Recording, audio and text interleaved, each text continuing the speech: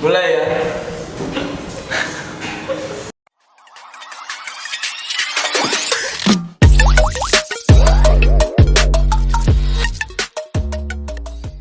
Pengen tahu ceritanya kayak apa? Yuk kita lihat. Hai, kembali lagi bersama saya. Biasanya aku tuh bikin konten di luar, outdoor ini kan. Kali ini indoor, dalam ruangan, agak ini juga. Kali ini aku bareng temenku, temen orang hebat, orang internasional, biasa kemana-mana, ke luar negeri dan sebagainya, gitu kan? Halo guys, perkenalan dulu ya. Namaku Alivia Hilma. You can call me Hilma or Helm. Biasanya teman-teman manggil aku dengan panggilan Helm. Bisa juga manggil pakai Hilma kalau kalian mungkin gak enak manggil aku Helm. Terus asal aku dari Banjarnegara. Pasti kalian nggak tahu ya Banjarnegara itu di mana. Jadi Banjarnegara itu biasanya kalau kalian yang udah pernah ke Dieng, nah biasanya orang tuh taunya Dieng. Nah itu di situ Banjarnegara ke situ. Oh, taunya Wonosobo. Nah sebenarnya Dieng itu aslinya masuknya Banjarnegara. Gitu. Okay. Cuman bisa juga lewat dari Wonosobo. Terus habis itu aku tuh kuliah di Unisula, jurusan syariah bareng sama dia, satu kelas, satu angkatan. Satu angkatan, gak satu kelas satu angkatan. Oh iya. Satu angkatan. Tapi kan dulu sekelas gitu. Dulu pernah satu kelas. Iya. Nah, terus habis itu ya aku ambil jurusan syariah di Unisula, angkatan 17 bareng sama dia. Apalagi ya? Apalagi sih udah perkenalan itu aja. Gini, kamu kan suka ikut-ikut event-event gitu, katanya ikut lomba gitu kan? Lomba tuh event apa aja sih yang pernah kamu ikutin? Kalau yang event yang bertaraf internasional sih. Yang ini dulu, yang nasional dulu kan? Naik dulu, nasional dulu, internasional. Yang nasional itu lomba atau sebuah? Ya entah itu lomba atau event volunteer atau apa gitu. Kalau misalnya lomba sih nasional tuh ada apa namanya, lomba apa sih waktu itu tuh?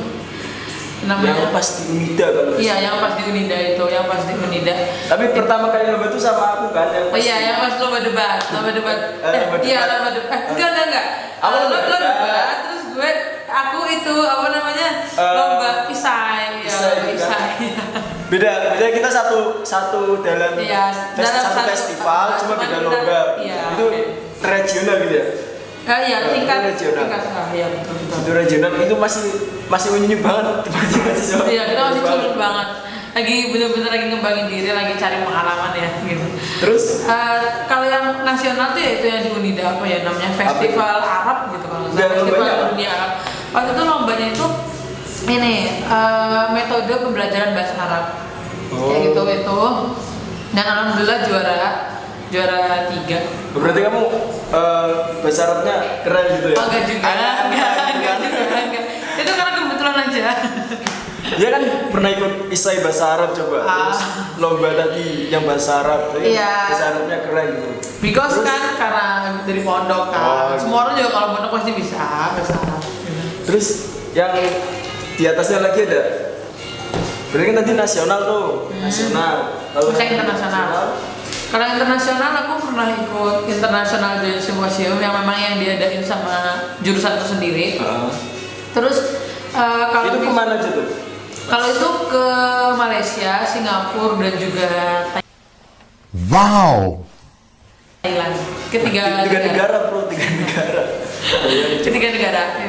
Terus yang paling amazing banget sih yang pas Global Goals MUN itu. Mungkin banyak juga sih, pasti kalian banyak yang tahu tentang MUN, model United Nations itu.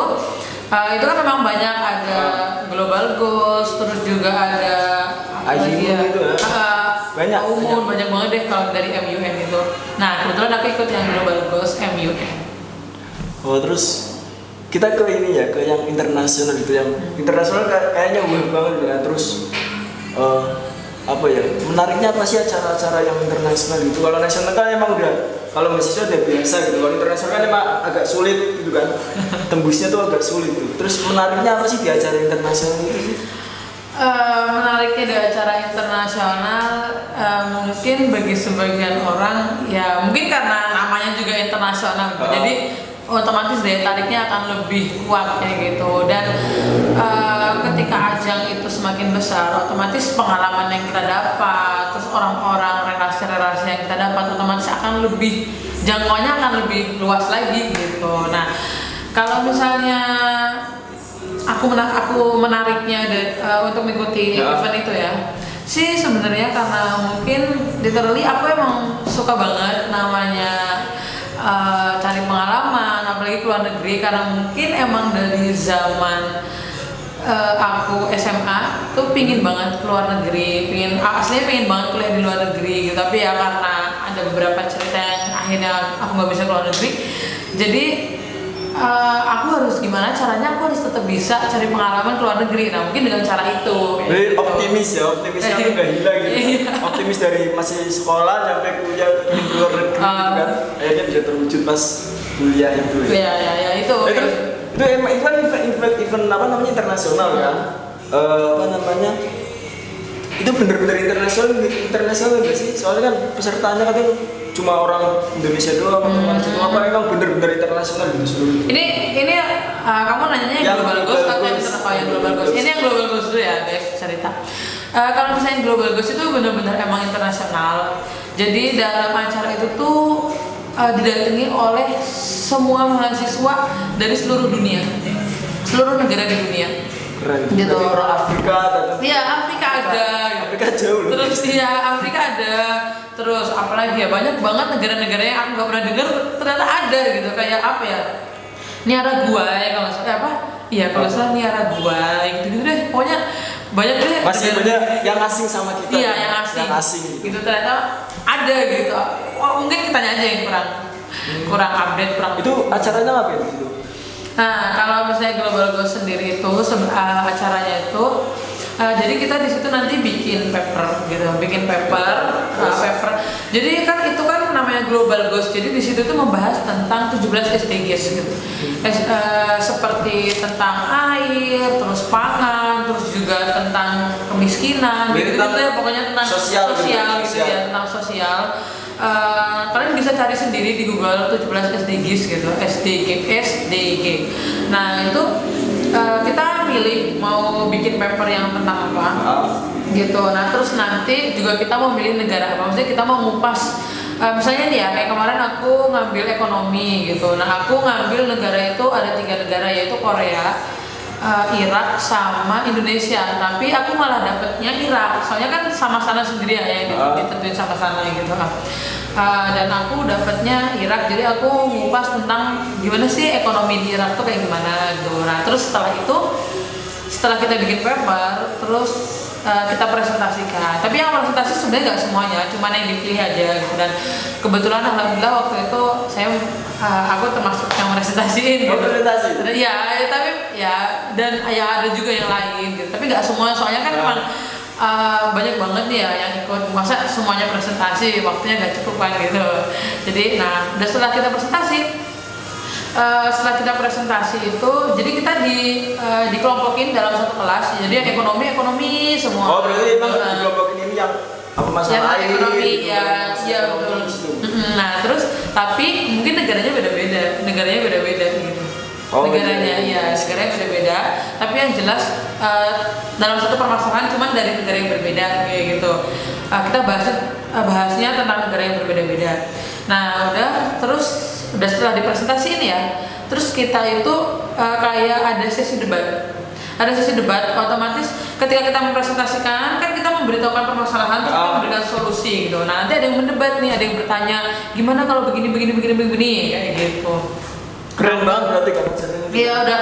Jadi kita tuh bener-bener di situ tuh dapat bener-bener apa ya, pandangan dari seluruh negara gitu. Ya namanya ekonomi setiap negara kan beda dan cara penanggulangannya pun kan juga beda ya kayak gitu. Berarti iya keren gitu. Berarti kan itu ngelatih public speaking juga. Iya, ngelatih public speaking juga, dan kita tuh di sana harus pakai bahasa Inggris gitu. Dan di situ benar-benar aku tuh ngerasa tampar banget ya, benar-benar jadi aku benar-benar tahu banget, sadar banget bahwa bahasa Inggris itu sebenarnya penting banget lah. Berarti bahasa Inggris. Iya, pakai bahasa Inggris. Soalnya kan dari seluruh negara kan. Kalau kita ngomong bahasa bahasa Indonesia nggak semua Inggris kan udah internasional. nggak akan ada yang tahu gitu, mungkin cuma orang Indonesia doang yang tahu begitu. Dan jadi kalau kita makanya kalau bisa bahasa Inggris itu harus terus dilatih dari sekarang gitu, because ketika kita bisa berbicara dengan bahasa Inggris, kita akan bisa berbicara dengan seluruh manusia di dunia ini gitu.